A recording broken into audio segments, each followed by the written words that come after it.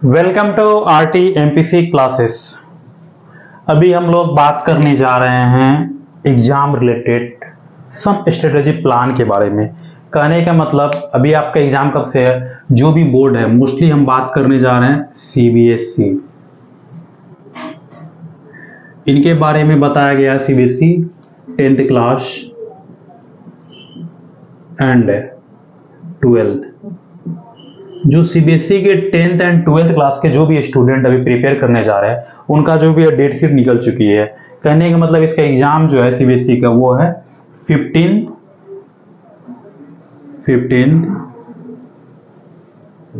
24। सो 15 Feb से start होने वाली है। अब बताओ कितना टाइम है हमारे पास प्रिपरेशन करने के लिए। अभी ये मान लो कि अक्टूबर आधा चले गया, 15 डेज अक्टूबर का हो गया। अक्टूबर का ले लो 15 डेज, नवंबर का ले लो 30 डेज, ठीक है। उसके बाद क्या, दिसंबर का 30 डेज, जनवरी 30 डेज, उसके बाद फेब, इसमें तुम्हारा 15 को एग्जाम होने वाली है। टाइम कितना है? इतना टाइम है प्रिपरेशन करने के लिए। अभी आपको दिख रहा है 1 2 3, एक इधर, दोनों मिला दिए तो टोटल 4 महीने दिख रहा कि 4 महीने हमारे पास प्रिपरेशन के लिए। बहुत खुशी की बात है कि 4 महीने टाइम है और हम अच्छे से प्रिपेयर कर लेंगे। लेकिन कुछ बच्चे को ये पता नहीं होगा कि 4 महीने उनके पास नहीं है। आपका जो स्कूल्स हैं उसके प्री बोर्ड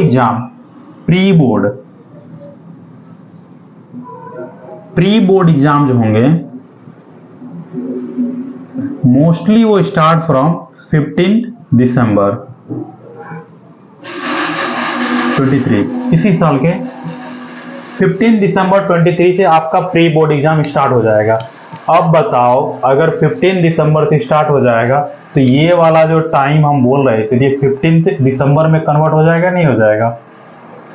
हो गया नहीं हो गया? 15 दिसंबर में कन्वर्ट हो गया टाइम।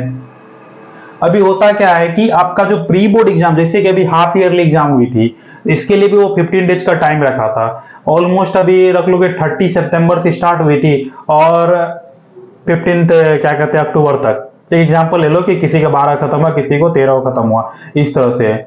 आज भी किसी की एग्जाम, इंग्लिश की एग्जाम आज हो रही है।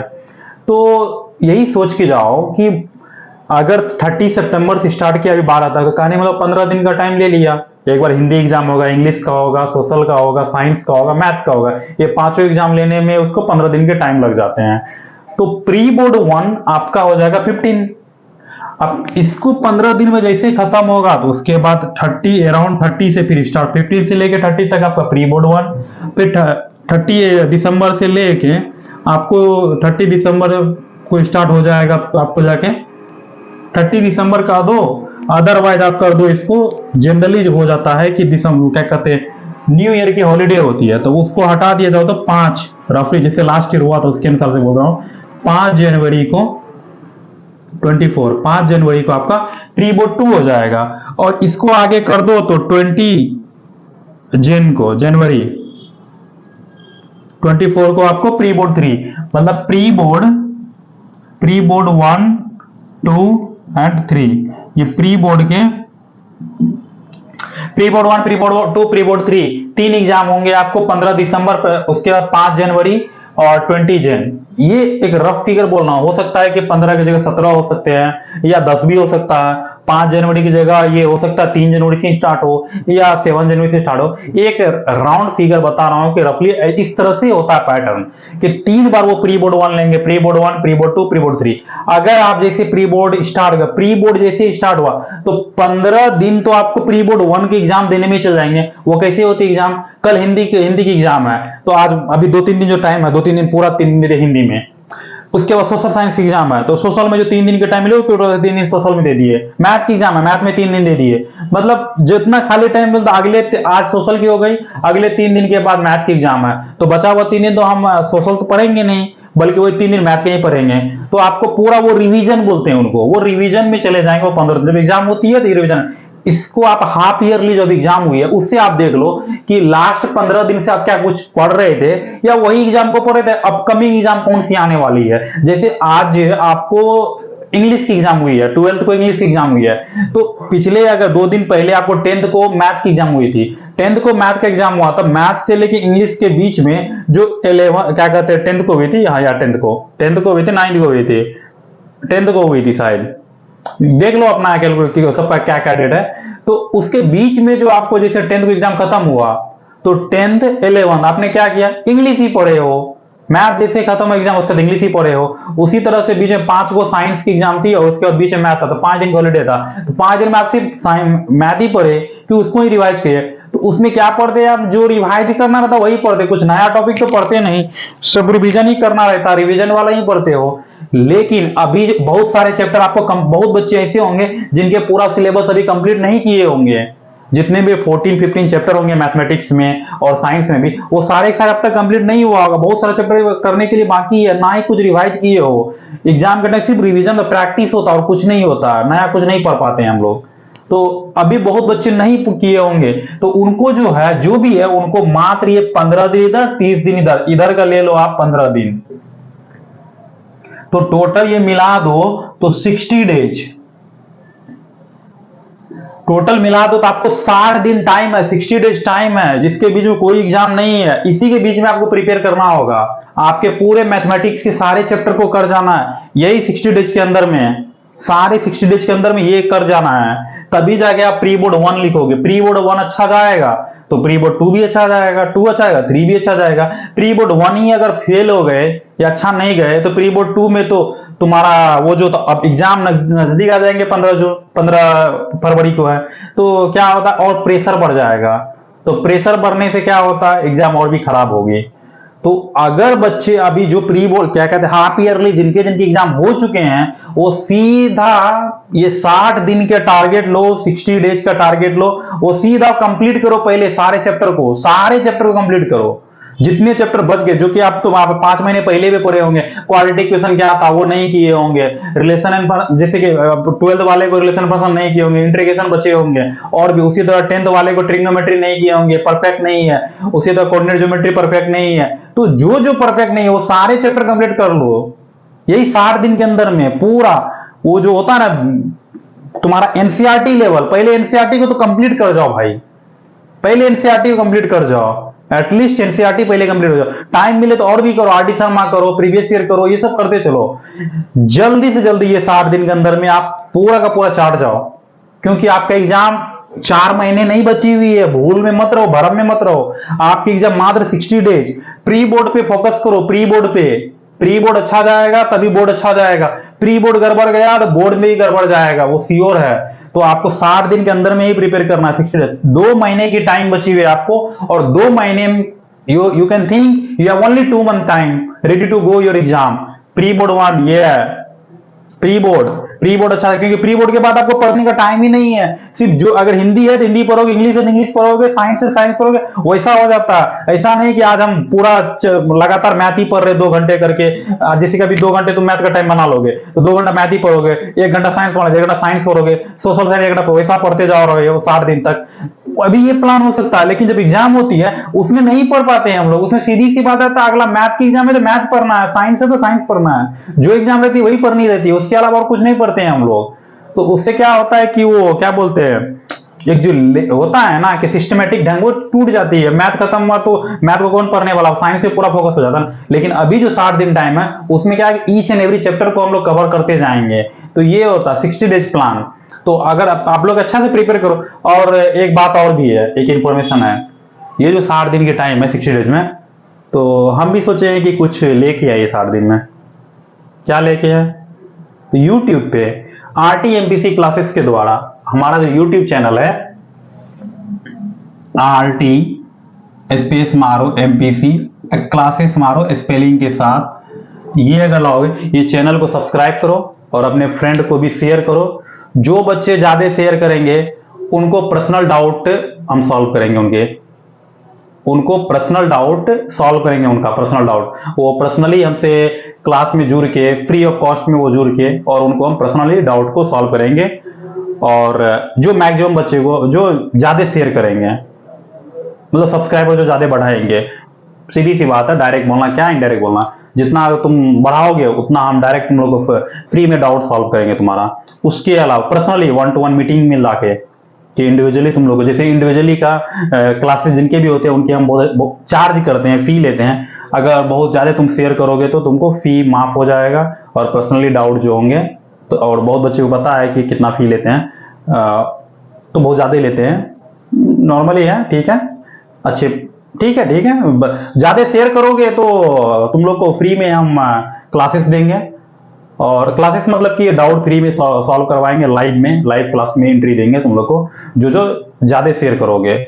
और व्हाट्सअप करोगे, अगर शेयर करके करते हो और तुम्हारे फ्रेंड लोग करवाते हो तो वो जो स्क्रीन शॉट होता है व्हाट्सअप करो। व्हाट्सअप नंबर भी रिलीज कर देता हूं, 9553979427, 9553979427।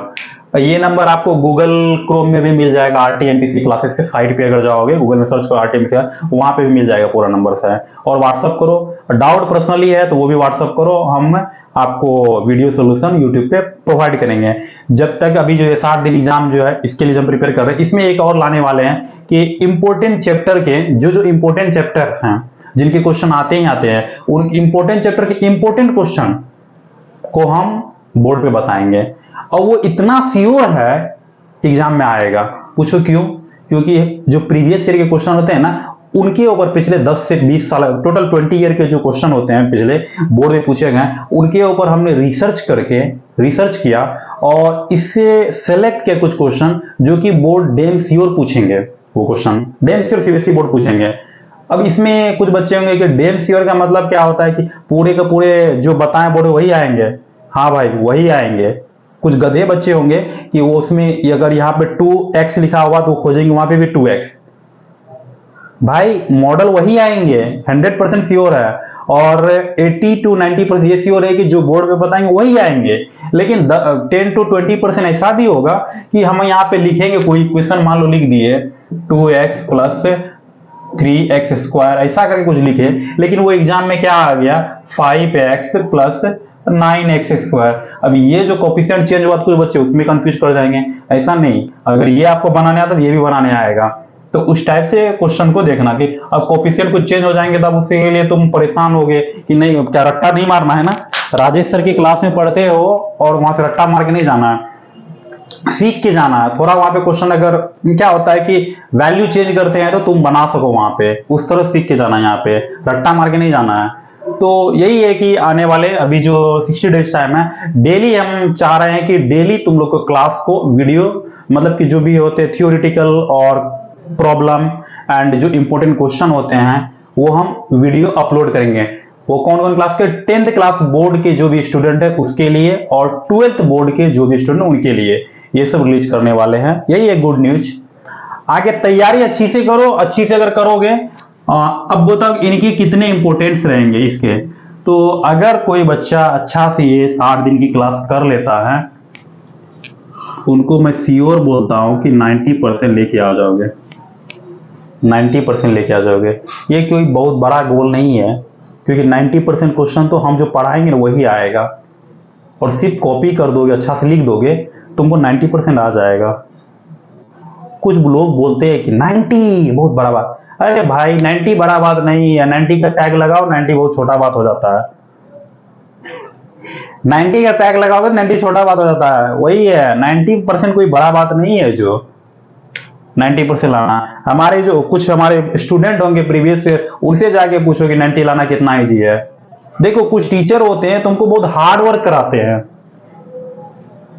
बहुत हार्ड वर्क कराते हैं मतलब अच्छे मार्क्स आने के लिए। और एक हम टीचर है जो कि हार्ड वर्क करना पसंद ही नहीं करते हैं, नहीं करते। हम लेजी पर्सन है भाई, हम लोग हार्ड वर्क करना पसंद नहीं करते हैं। हम लोग क्या चाहते हैं, वर्क कम हो, बेनिफिट ज्यादा हो, मार्क्स ज्यादा आए।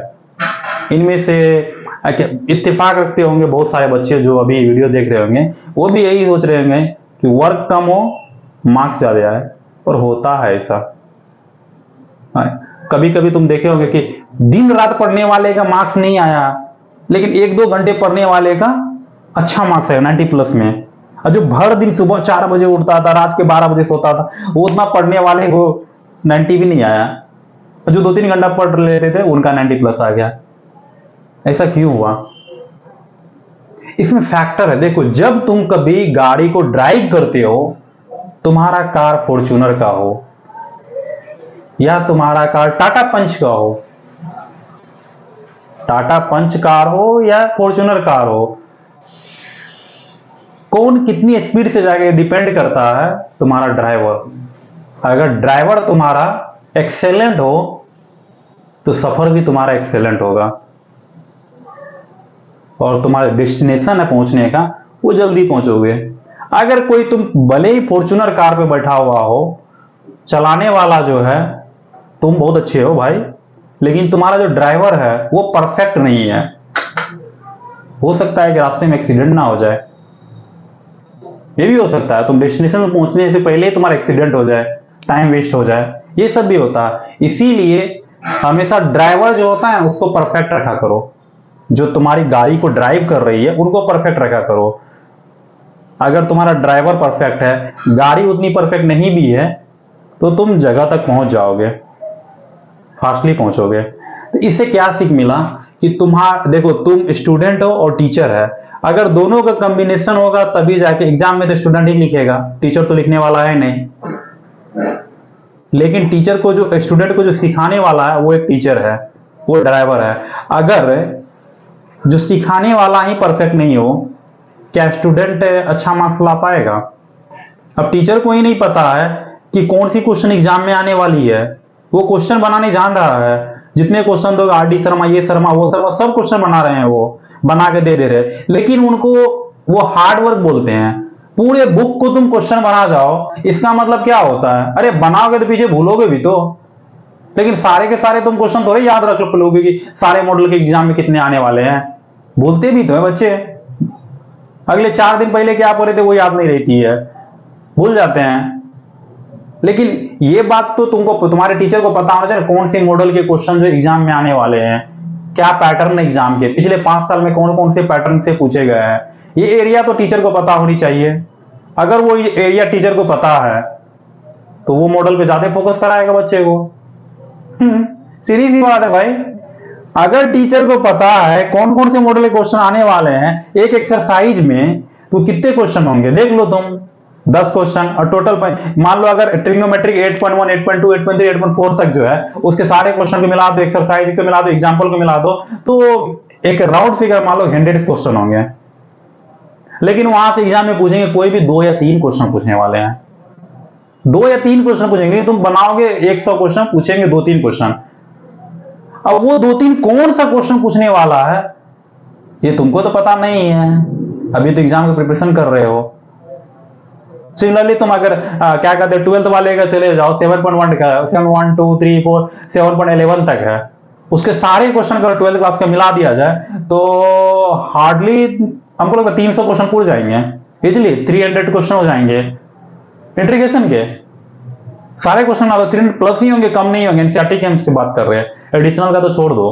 तो 300 क्वेश्चन में से एग्जाम में आने वाले 3 या 4 क्वेश्चन, वो 3-4 कौन से आने वाले हैं? मतलब 100 क्वेश्चन, देखो रेंज क्या है, 100 में से 1 क्वेश्चन पूछ रहा है, मतलब 300 क्वेश्चन बना रहे हो तुम, उसमें मात्र 3 क्वेश्चन पूछ रहे हैं। वो 3 कौन से एरिया से पूछने वाले हैं? अरे 3 की जगह तुम 30 कम से कम इतना तो बता दो, 10%, 30 क्वेश्चन बोल दो कि ये में टिक कर दो कि ये एरिया से पूछने वाले हैं, उस पर हम ज्यादा फोकस करेंगे। रिमेनिंग जो और भी है 270 उसको भी पढ़ेंगे, लेकिन हम ज्यादा फोकस इस पे रखेंगे कि ये तो कभी नहीं भूलना है, इस टाइप के क्वेश्चन, मतलब इस टाइप का कभी नहीं भूलना है हमें, उस पर ज्यादा प्रैक्टिस करेंगे, है या नहीं है? ये सारे बातें कौन बताएंगे? एक एक्सपीरियंस टीचर, एक एक्सपीरियंस ड्राइवर, जिन्होंने जिनको अच्छी तरह ड्राइविंग आता हो और ड्राइविंग एक्सपीरियंस हो, जिन्होंने काफी बच्चे को 90 में दिलाया हो। बच्चे कमजोर है पढ़ने में इसलिए मार्क्स कम आएंगे, ये कौन बोलता है भाई? बच्चे कमजोर है पढ़ने में उसको मार्क्स कम आएंगे? बच्चे कमजोर हैं पढ़ने में, जब आपके पास क्लास पढ़ने आ चुके हैं तो अब कमजोर कैसे रहा? इसका मतलब ये है कि टीचर में भी तो कमी है ना। अरे बच्चे वीक हैं लेकिन वो सीखना चाह रहे हैं, तो आप परफेक्टली नहीं सिखा पा रहे हो, ये भी तो हो सकता है। तो हम इस बात में बिलीव रखते हैं कि जो भी बच्चे हो वो बच्चे वीक क्यों ना हो, कमजोर क्यों ना, अगर उनके अंदर में सीखने की जुनून है कि मुझे 90% लाना है तो हम उनको दिला देंगे। इसकी गारंटी लेता हूं, गारंटी। अगर वो बच्चे इस बात पे बिलीव करता है कि मुझे सर 90% लाना है बट मैं वीक हूं पढ़ाई में, तो मैं वीकनेस नहीं, अगर तुमको सिर्फ इतना तो आना चाहिए ना, +2 और +5 ये ऐड करें कितना आएगा, 7 आएगा। इतना अगर तुमको आ रहा है, बस इतना अगर आ रहा है तो काफी है। एडिशन, सब्ट्रैक्ट, मल्टीप्लिकेशन अगर आ रहा है, बेसिक जो है 2-3 क्लास का चीज आ रहा है, तो हम 90% दिलाने के लिए सक्षम हैं और बहुतों को दिलाए हैं। इसे हवा में बात नहीं करते हैं, हम बहुतों को दिलाए हैं और आज हैप्पी है वो लोग। इसीलिए उन्होंने हमारे RTMPC क्लासेस गूगल क्रोम पे जाके सारे के सारे 5 स्टार मारे हैं। किसी ने भी अभी तक 4 नहीं मारे हैं। मैं किसी को अनसेटिस्फाइड नहीं किया हूं, सबको सेटिस्फाइड किया हूं। अगर हार्ड वर्क कर रहे हो तो मार्क्स अच्छे आएंगे, इनकी कोई गारंटी नहीं है, लेकिन स्मार्टली अगर वर्क कर रहे हो तो मार्क्स अच्छे आएंगे, इसकी पूरी गारंटी देता हूं मैं। वर्क स्मार्टली होना चाहिए। अभी हार्ड वर्क क्या होता है, एक ही जगह घूमते रहो तो थोड़े होता है क्या, डायरेक्शन पता ही नहीं है, जाना किधर है नहीं है, रूट ही क्लियर नहीं है, एक ही जगह पे घूम रहे हो, गोल गोल गोल गोल घूम रहे हो, तो जलेबी के जैसे घूमोगे तो वहीं रह जाओगे ना। एक लंबा रेस लगाओगे, रूट पता होनी चाहिए, देखो तुरंत पहुंच जाते हो जगह पे। तो यही है पढ़ाई का मकसद। एक और टिप्स एंड ट्रिक्स के अंतर्गत हम बताते हैं, अब बताते रहेंगे, डेली बताते रहेंगे टिप्स एंड ट्रिक्स में। प्रीवियस ईयर के क्वेश्चन को अच्छा से करना है पहली बात, और हम जो बताएंगे यहाँ पे वो क्वेश्चन को ज्यादा करना है। चलो आगे देखते हैं, अगली वीडियो में और भी बात करेंगे। Thank you very much. मेरे चैनल को शेयर करो, सब्सक्राइब करो, लाइक करो, उससे हमें मोटिवेशन मिलेगा। अगर मोटिवेट रहूंगा और भी जोर से चिल्ला चिल्ला के पढ़ाऊंगा, तो जितना जोर से चिल्लाऊंगा उतना ज्यादा तुम्हारे मार्क्स आएंगे, मतलब इंटरेस्ट अच्छा आएंगे। चलो फिर अगली क्लास में मिलते हैं। Thank you very much.